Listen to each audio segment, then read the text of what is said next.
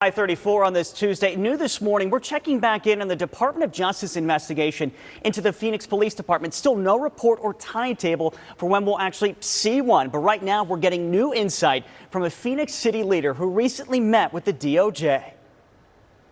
We sat down for what was supposed to be a 30-minute long meeting, turned into a well over an hour long meeting. It was a meeting Phoenix City Councilmember Kevin Robinson had with the Department of Justice in our nation's capital about the investigation into Phoenix police that started in August of 2021. I was given an opportunity to sit down with the folks who were in charge of our investigation.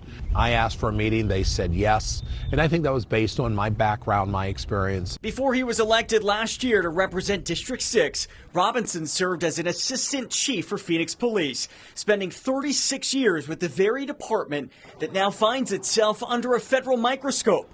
I recently sat down with Robinson to learn more about what he found out. Have you guys gotten any indication of a timeline? Well, no, we haven't had an opportunity to be given when the report's going to come out. Did they give you any kind of indication of what's in the report? Nope, I didn't ask for anything. I did a lot of the talking. They had a bunch of questions for me about different things, what I felt were issues within the police department.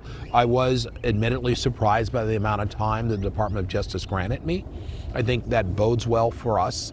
I think they at least understand that we are working toward being a much better police department. According to the DOJ, that investigation is looking into potential problems like discriminatory policing and use of force. Under the interim police chief, Michael Sullivan's direction, the police department has really taken on a huge task in changing policy and addressing issues and moving us forward in a manner that we had never moved forward before. Robinson tells me even before the DOJ releases its findings, the department is already looking at ways to improve. This past January, the city released a preemptive report of its own, highlighting changes already in place, like more transparency, more training, and more oversight. So we have had a history of adapting to change and doing what is best from a community perspective and listening to the community. We've had a real rich history of having done those things. There are people who live in Phoenix who hear about what the DOJ is looking into. Right. These are some pretty serious concerns and allegations. Yeah.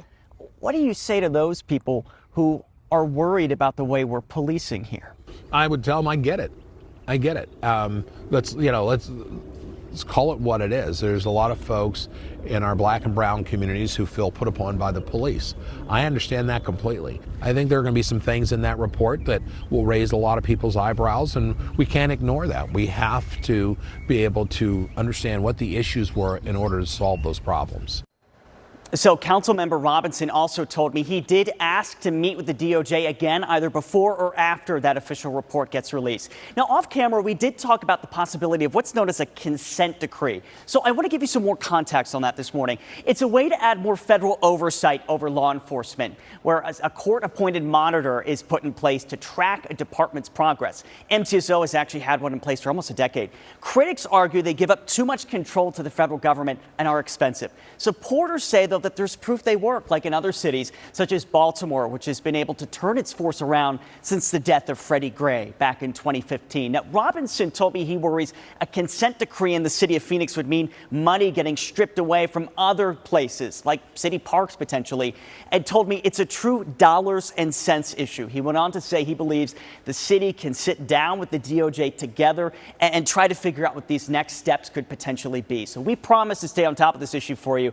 And to see more of our reporting on that DOJ investigation and how we got here, head to abc15.com.